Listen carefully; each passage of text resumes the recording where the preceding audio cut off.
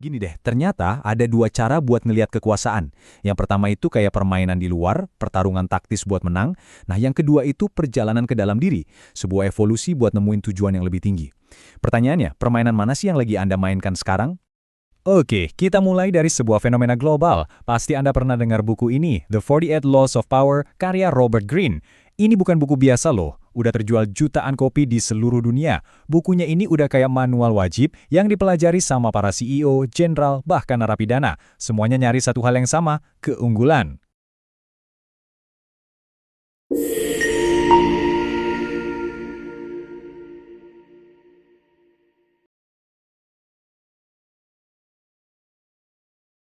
Nah, ini dia inti dari kontroversinya. Green itu menggambarkan dunia, di mana kekuasaan itu ya cuma permainan strategis, gak pakai moral. Gak ada tuh yang namanya benar atau salah, yang ada cuma menang atau kalah. Ini pandangan yang belak-belakan, modern, dan jujur aja kadang kedengarannya brutal banget. Dari sini, kita sampai ke pertanyaan utamanya. Kalau pendekatan Green ini soal menaklukkan dunia di luar kita, permainan eksternal, apa ada jalan lain? Apa ada permainan internal yang mungkin sama kuatnya atau bahkan lebih? Nah, buat ngelihat gimana dua permainan ini bekerja di dunia nyata, kita nggak akan cuma ngomongin teori aja. Kita akan ikuti kisah perjalanan karir seseorang, kita sebut aja namanya Ridwan. Kita akan lihat gimana dia melewati 6 tahap kekuasaan pribadi, dari seorang lulusan baru sampai jadi pemimpin yang sangat berpengaruh. Cerita kita dimulai di sini, di awal-awal karir Ridwan. Kayak kebanyakan dari kita, tujuannya saat itu simple. Mendaki jenjang karir, meraih prestasi, dan ngebuktiin diri di dunia korporat. Yuk, kita bedah 3 tahap awal kekuasaan dalam perjalanan Ridwan. Dia mulai dari tahap ketidakberdayaan. Ya, namanya juga lulusan baru kan, cuma ikutin arus aja. Terus, dia naik ke tahap kekuatan melalui asosiasi. Di sini dia mulai pinter, nemuin mentor di bidang HR, dan sibuk membangun jaringan. Sampai akhirnya, dia mencapai kekuatan melalui prestasi, di mana dia memimpin proyek-proyek penting, fokusnya cuma ke target, metrik, dan hasil yang kelihatan. Selama fase ini, tanpa sadar Ridwan itu sebenarnya lagi mainin beberapa aturan dari bukunya Green. Waktu dia mimpin proyek besar, dia itu lagi nerapin hukum nomor 6, pikat perhatian dengan segala cara. Waktu dia konsisten ngasih hasil bagus, dia nguatin hukum nomor 5, lindungi reputasi Anda. Dan dengan mengelola timnya secara efektif, dia sebenarnya lagi ngejalanin versi korporat dari hukum nomor 7. Dia lagi menang di permainan eksternal. Tapi, selalu ada tapinya kan? Permainan yang cuma fokus ke prestasi ini punya sisi gelap. Makin sukses Anda, makin besar juga target di punggung Anda. Ego bisa jadi gede banget, dan konflik politik jadi nggak terhindarkan. Nah, disinilah ceritanya berbelok tajam. Fase ini bukan lagi soal mendaki keluar, tapi soal perjalanan ke dalam. Ini adalah momen krisis yang bakal mengubah total pemahaman Ridwan tentang kekuasaan. Banyak banget loh eksekutif yang nyangkut di tahap 3 ini.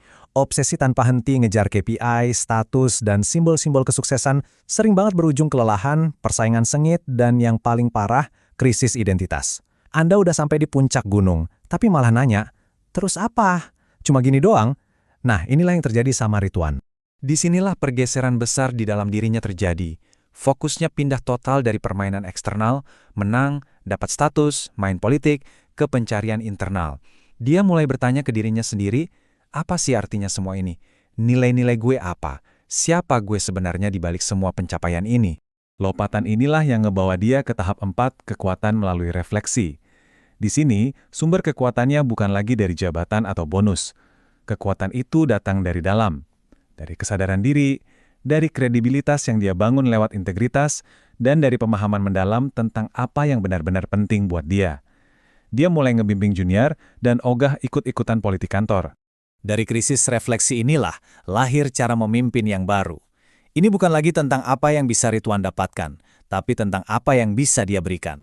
Titik balik tadi akhirnya mengkristal jadi sebuah visi yang kuat banget. SDM untuk kemanusiaan. Ini bukan lagi slogan perusahaan, ini jadi misi pribadi dia.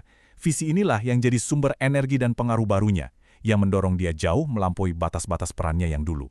Visi ini yang membawa dia ke tahap-tahap akhir kekuasaan. Pertama, kekuatan melalui tujuan, di mana kekuatannya datang dari melayani sesuatu yang lebih besar dari dirinya sendiri. Sampai akhirnya, dia mencapai kekuatan melalui kebijaksanaan, menjadi sosok yang tenang, yang fokusnya adalah membina generasi berikutnya. Jadi gimana bentuknya dalam praktek? Beda banget. Bukannya ngejar promosi berikutnya, Ridwan malah meluncurkan program kesejahteraan karyawan skala nasional. Dia secara aktif menolak politik kantor dan mendedikasikan waktunya buat ngebimbing talenta-talenta muda. Di akhir karirnya, pengaruhnya udah gak terbatas nih satu perusahaan lagi. Dia jadi penasehat terpercaya di industrinya, ikut ngebentuk para pemimpin masa depan. Perjalanan Ridwan tadi nunjukin ke kita dua model kekuasaan yang kontras banget. Jadi yuk kita bandingin langsung keduanya.